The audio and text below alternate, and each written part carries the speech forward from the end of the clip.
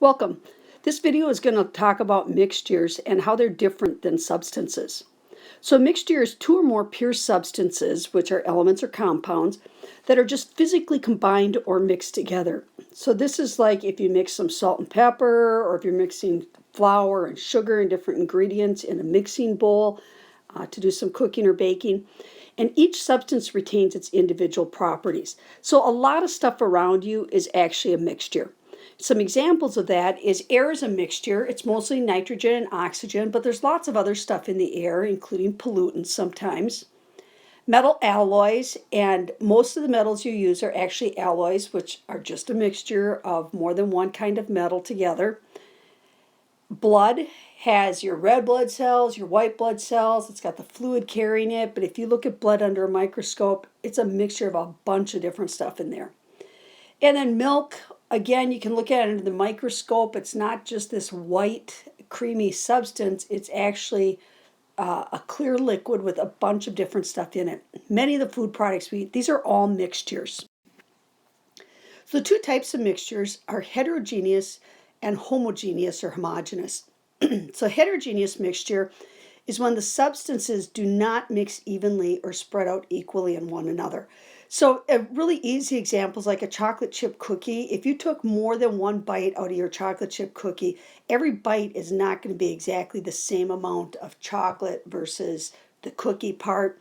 So each individual substance remains distinct, or you can see the individual substances in there. So again, if you have salt and pepper mixed together, it's really easy to pick out the salt grains versus the pepper grains. Some other examples would be a can of mixed nuts, orange juice with pulp. Any aerosol product you use, like spray paint, you have to shake it up first because it's a mixture and it separates back into the different substances. Mayonnaise, again, air is a mixture, and in this case, it's a heterogeneous mixture. So then homogeneous or homogeneous mixtures is when the substance does mix evenly or uniformly. And if you took more than one sample, they would each be identical. So this is always just a single phase, and that means if you mix a solid and a liquid together, you end up with just a liquid or one state of matter. Okay, so you don't see the distinct substances anymore, and this is why often homogeneous mixtures confuse people, making them think it's actually some kind of chemical change. You dissolve salt in water and the salt seems to disappear.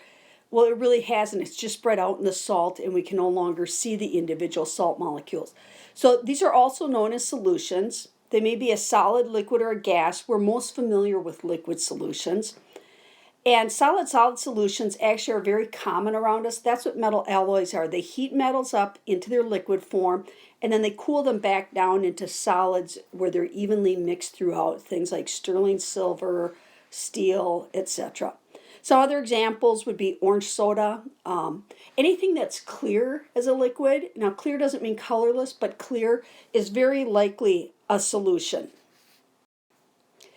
And then the last thing to mention about mixtures, one way you can tell that it's a mixture is if you can physically separate your your compound, whatever you have, your sample.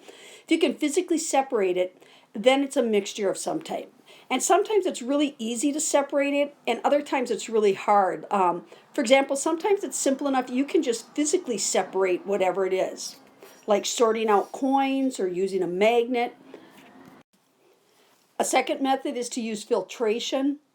Like if you have sand and water, you can run it through some kind of a filter, a screen or something, and the water will run through, the sand's left behind. People do this all the time with coffee filters. And then some other less common ones that you may or may not have heard of is distillation, where you have a liquid mixture and you boil it to separate. As each thing boils at its own boiling point or different boiling point, it boils off as a gas and you can or cannot collect it. Crystallization is when the liquid parts evaporate and you leave behind a solid like rock candy, or if you've ever seen a saltwater tank, you see the salt crystallizing along the edges.